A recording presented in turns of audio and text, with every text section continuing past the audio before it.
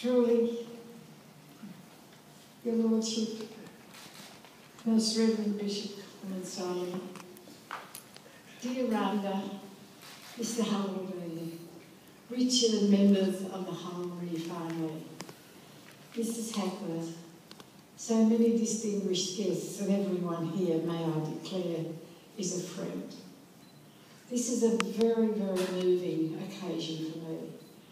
An occasion I regard as an enormous privilege, Richard, to be asked to launch this book, to be in your presence, for it is a hallmark event. It has enormous significance in giving hope and faith, reinforcing the faith one has in the goodness of God, but also in the power of the love of a mother and the family, to inspire a young man to go on and achieve what not so long ago would have been regarded as impossible. So, dear ladies and gentlemen and friends, I say this not as a former woman, but as someone who worked in child and adolescent mental health for many years before I was kidnapped to go to Government House. In fact, I entered psychiatry after working in family medicine because I felt there was a lot more to do, particularly in listening to young people, such as Richard and Richard's age group, listening to them and taking direction and messages from them. And perhaps, and I mean this from the bottom of my heart, and that's why I'm here tonight, the greatest privilege I have had has been working with young people, similar to Richard, young people within the autism spectrum disorder, who because of motherly love and sound advice from teachers, psychologists, good neighbours and others, have gone on to achieve the impossible and to help rewrite the textbooks. I can tell you there was one young man I worked with who was superb. I thought he was anyhow, but he had a sense of hopelessness. He used to come on a Wednesday afternoon after school to see me in a public hospital.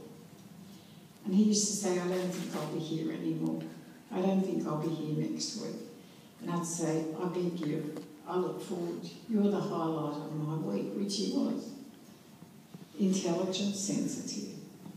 Anyway, in the end, he said, no, I nearly did what I shouldn't do today and jumped off the train in the wrong sort of way, I might add. I said, well, I lost all my ethics then. I said, I want you to know, if ever you do that, I will be there with you on those railway lines, and I'll never be the same again. He looked at me and said, do you really care about me? Do you really care about me?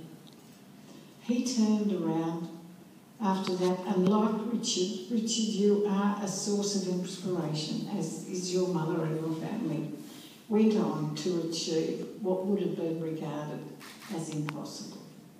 Completed school, went on to tertiary education, and lives a happy life. And this, of course, comes about through, may I say, the goodness, the blessing of God and the love of a family who will never, ever give up or espouse hopelessness. So much can be done.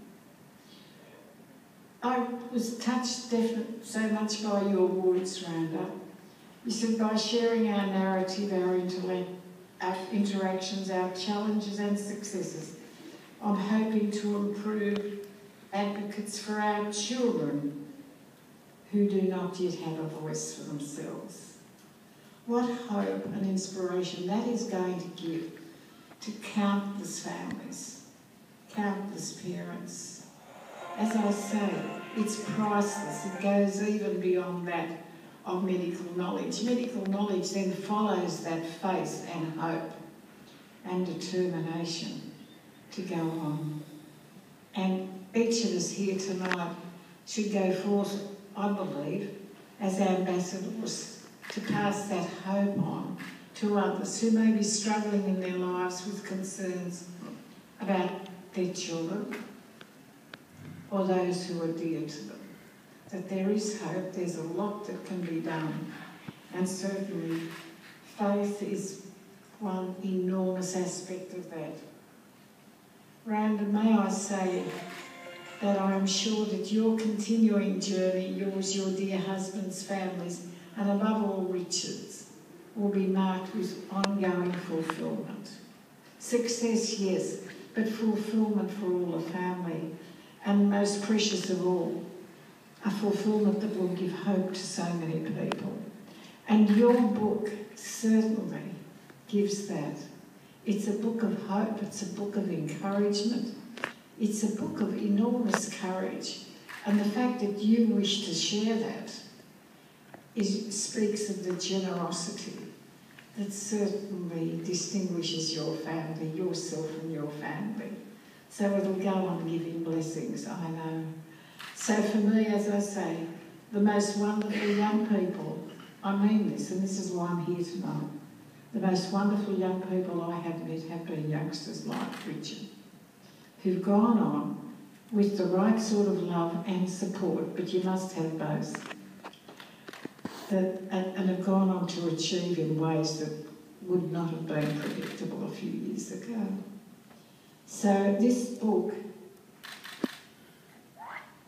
which I have been given the honour of launching, should travel the world, should give hope to people in other countries as well as across our own beautiful land.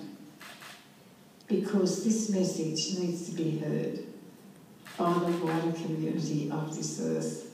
So I thank you from the bottom of my heart.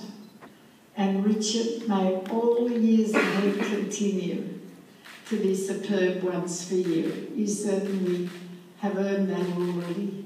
So it's with a sense of joy that I have the honour of launching this book, Dealing with Autism, How I Successfully Raised My Child with Autism, and how you can too. Thank you from the bottom of my heart.